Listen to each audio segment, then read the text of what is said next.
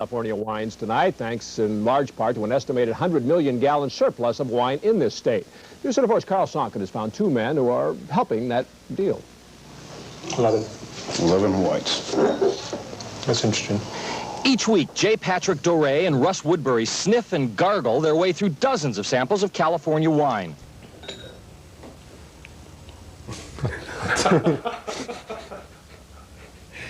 I think somebody put a ringer in here.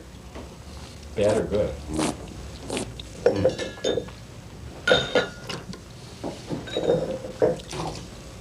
Do me a favor, pass me one of those glasses. Let me show you. What is this supposed to be? It's supposed to be a Chardonnay.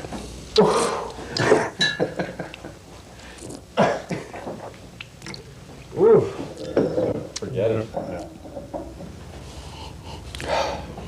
Problem with most of these reds, they're too young. They're mostly 82 minutes.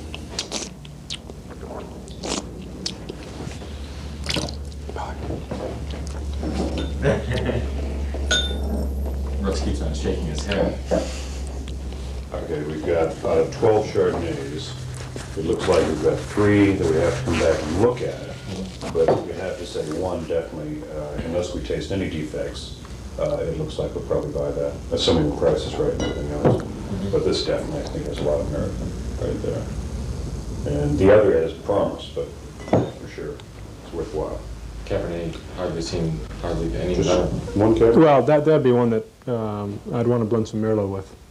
To have nice structure to it, lacking a little bit in fruit, but I think with some nice Merlot to balance that might be a nice wine. This is just the first step. Okay. What are you feeling about each of the wines? Gradually, I'm sorry, as a general statement, they were just really lacking in fruit. When I taste on this, I look for wines that are drinkable now, have good fruit, good balance, good food wines. We're not tasting for esoteric sort of wines, of which there were a few here. Basically wines that the consumer can be comfortable with. 25. Obviously, I think this one, it's got a very nice nose to it, very balanced.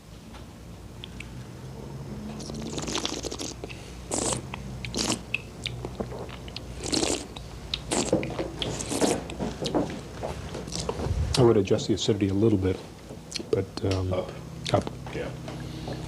I would guess now I'm dealing with about a 0.5 to 0.6. I want to get up to about a 0.8 at bottling.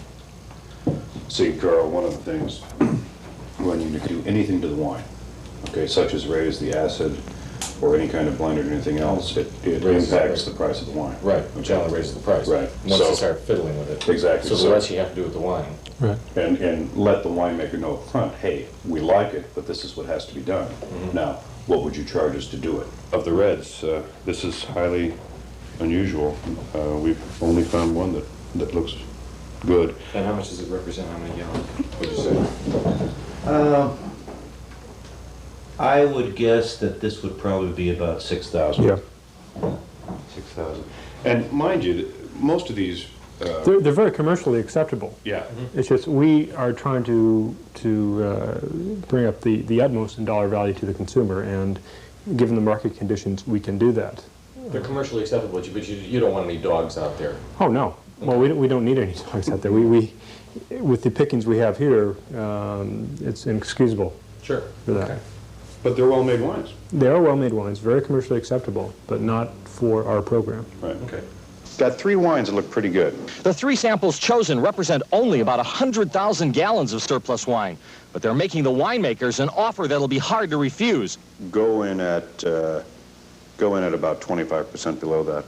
If he gets his price, he'll drive this unmarked mobile bottling plant up to the winery, hook it up, and bottle all the surplus. You'll never know who made the wine, but under Doré's label. It'll show up in wine shops here and all over the country, selling at rock-bottom prices. Bottom line, problem here is what?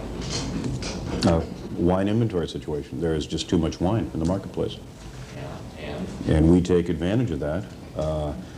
I like to think what we're doing for the average consumer, and that's your mass consumer, that cannot afford a $12 to a $16 bottle of wine. What we're doing is bringing estate wines to that consumer at $4.95, at $3.95, and sometimes as low as $2.95 if we buy them right, okay? So what we're doing is, for the first time in the industry, allowing the average consumer to really trade up to a fine bottle of wine. While we have these kind of wines available, such as this Chardonnay, that represents an exceptional value, that's what we'll buy, okay? But you also have generics, don't you? I mean, you also have generic wines. Oh, we do, and sell a lot of them, absolutely. What do they represent? Well, this, for example, if you took a 1.5 liter, we would be in the store every day at $2.95, okay? Our competition in that same category can only get down to that price on deepest discount, and generally for a 30-day period only. Okay. But we offer it every day. To give you an example, for the hottest category in the industry today is the 4-liter bag-in-the-box, okay? Our nearest competitor on deep discount is $4.79. Our price every day is $3.99. But right now, we don't buy futures. We only buy bottle-ready wines that require very little finishing, get them in the bottle, get them to the consumer on a mass floor stacking in the store, and sell them out at $3.95, $4.95, because they're an exceptional value. Okay, let me back the whole thing up. What's a negociant? Bottom line, quick, Okay. quick definition. All right, a negociant is somebody that has the expertise, the background to find where the wines are, identify exceptionally good value, has the cash to buy the inventories, has the wherewithal to bottle the inventories, and has the distributor network to move the wines through into the retail trade, mass floor stacking to the consumer. Okay? To do that, you have to be A, well-financed, B, you have to have the knowledge about wine that Russ Woodbury brings to this company in the technical area of it. C, you have to know where the skeletons are, who's got the wines, and you have to have the strong wholesale network to get them out to the trade. And the bottom line of who this is all good for is? The consumer, because the consumer is saving roughly 50% over what they'd have to pay normally. Now, when can we find this on the shelf, assuming you buy it? Okay. These wines disappear very quickly. We had an 80 cab that's gone. We had an 80 Chardonnay that's gone. We had a 78 Napa Valley cab that went twice because we came back and found another lot rebottled. We are now into the release on our 82 Sauvignon Blanc, Santa Maria Valley, our 82 Chardonnay, Santa Maria Valley, and they should be gone within 30 days. That's generally the turnaround time. Then we've got in back of that a 81 Napa Valley Cabernet and an 80 Napa Valley Merlot. Now we're in the process of looking for another Chardonnay, another Sauvignon Blanc, because we generally stay 60 days ahead of ourselves. Let me just ask you this real quickly. Where's all this wine coming from? I mean, not location, but I mean, why do you have it here? This wine is representative of a small tip of the surplus iceberg that exists today in California, from overplanting in the 70s, the recessionary economy we've had, and an aggressive marketing program by the French and the Italians. Essentially what you're doing is you're looking for good wines, bottling them yourself, and selling them to consumers at a significantly lower price. Are you I don't mean to use the word stealing, but I mean, are the people that you're buying from, I mean, are they getting a relatively good price for their wines or what? Yes, they are. Basically, wine is an agricultural commodity, and as with any agricultural commodity, prices go in a cyclical manner.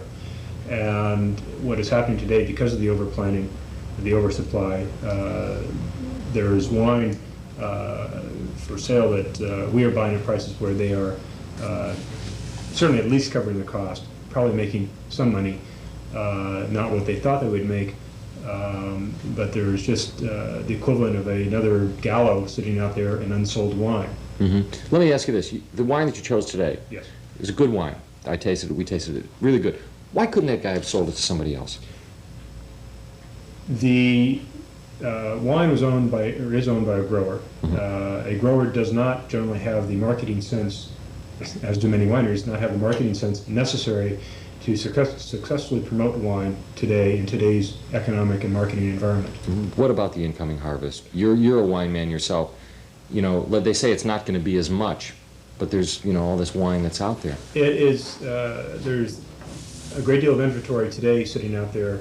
There is a large crop coming in, equivalent to about 1981. The other factor, too, is that the productive capability reflected in non-bearing acreage that is planted, not yet bearing in wine grapes, reflects an additional volume factor of 25% over today's figures. What's the bottom line? Bottom line is that the surplus situation will go on minimum for 3 to 4 years and probably a great deal longer. Good news for consumers, lousy news for winemakers, and great news for you, I guess. It's bad news for growers. It's a normal checkout period in any growth industry. Bottom line, the industry is very strong, has a very strong future. Again, the strong marketers and wineries will survive. The growers that grow very good fruit will survive.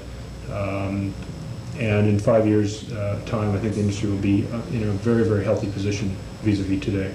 They call themselves Negociants, updating a 250-year-old European tradition. But here in California, this year of the wine surplus, Negociants, whose only overhead is rented office space and bottling equipment, may be making a vintage year for wine lovers.